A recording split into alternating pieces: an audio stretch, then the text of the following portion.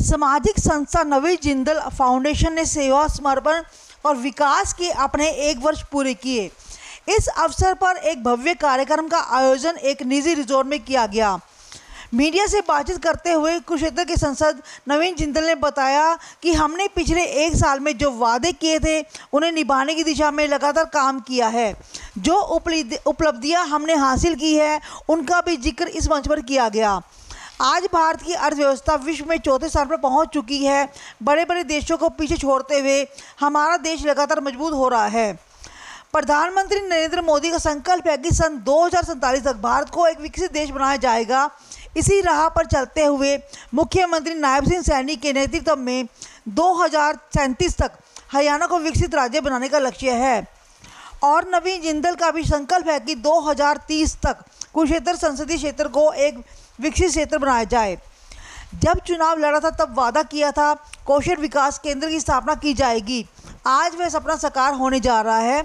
Jindal city के अंदर इसकी शुरुआत हो चुकी है और अगस्त तक ये केंद्र पूरी तरह कार्यरत हो जाएंगे। नवीन अवसर, नवीन प्रयास, ये सिर्फ शब्द नहीं है, एक मिशन है।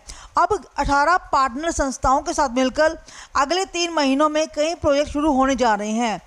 हरियाणा सरकार के साथ मिलकर गांव बहलोलपुर की ITI को अत्याधुनिक बनाने के लिए एक अहम MOU साइन किया गया है।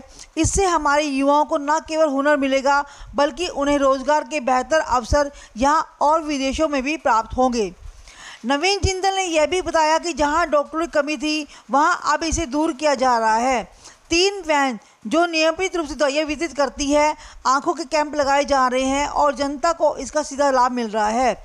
खेलों के क्षेत्र में भी फाउंडेशन खेल किट्स वितरित कर रहा है और जल्द ही थानेसर शहर में एलिवेटेड रेलवे स्टेशन का निर्माण कार्य पूरा हो जाएगा।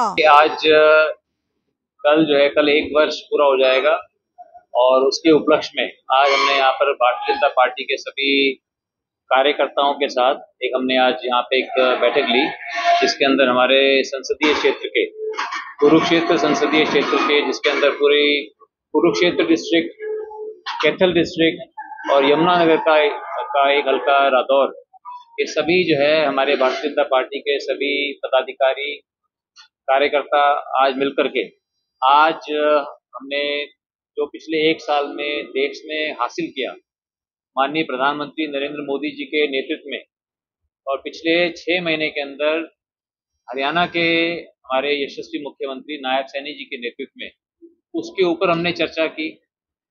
लोगों का हमने आभार जताया कि लोगों ने नरेंद्र मोदी जी के नेतृत्व में अपना विश्वास दिखाते हुए हमें सेवा का मौका दिया, देश की सेवा का मौका दिया। और मैंने अपनी तरफ से भी अपने क्षेत्र के लोगों का मैंने आभार व्यक्त किया, धन्यवाद किया और ये बताया कि पिछले 1 साल के अंदर जो मैंने वादे किए थे, जो हमारी सरकार ने वादे किए थे, हम उन वादों को पूरा करने के लिए हम दिन रात लगे हुए हैं।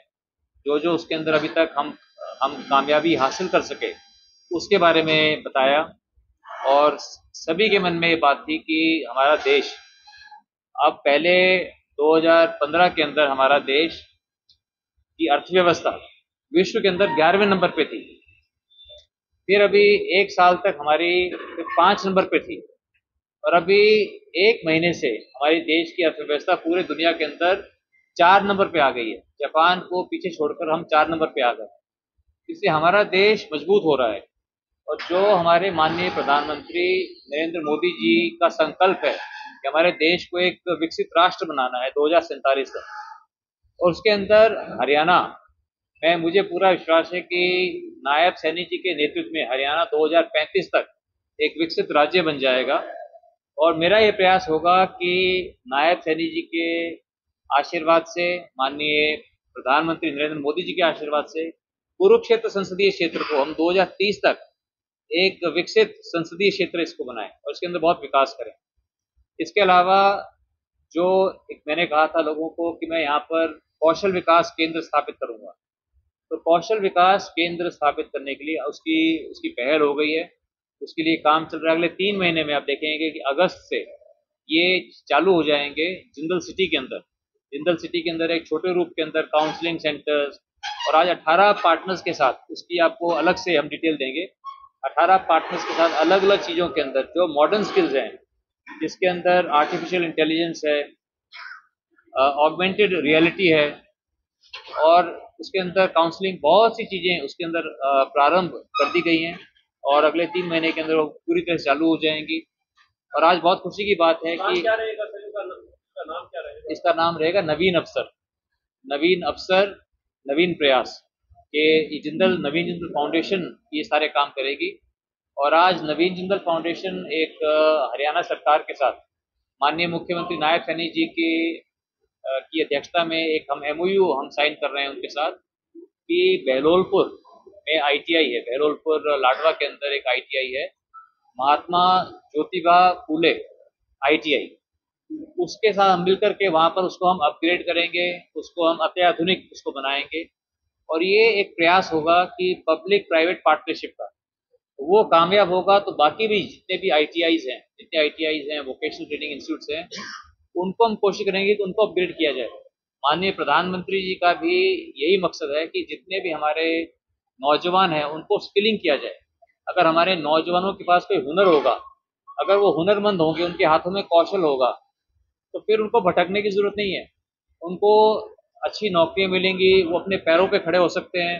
अगर कोई विदेश जाना चाहेगा तो वो बाई इज्जत वीज़ा लेकर और अच्छी नौकरियां उनको विदेशों में भी मिलेगी। तो ये हमारा प्रयास है और इसके अंदर काफ़ी कामयाबी भी मिली है, इसलिए मैं बहुत आभारी हूँ हमारे भारतीय जनता पार्टी के जितने भी वरिष्ठ नेतागण हैं, पदाधिकारी हैं, जितने भी हमारे जिला के अध्यक्ष हैं, तो सभी का मुझे बहुत आशीर्वाद, मार्गदर्शन समय समय पर मिलता रहता है। और हम सब मिलजुल कर हम अपने सपनों का कुरुक्षेत्र, सपनों का हरियाणा बनाने की राह पर चल रहे हैं।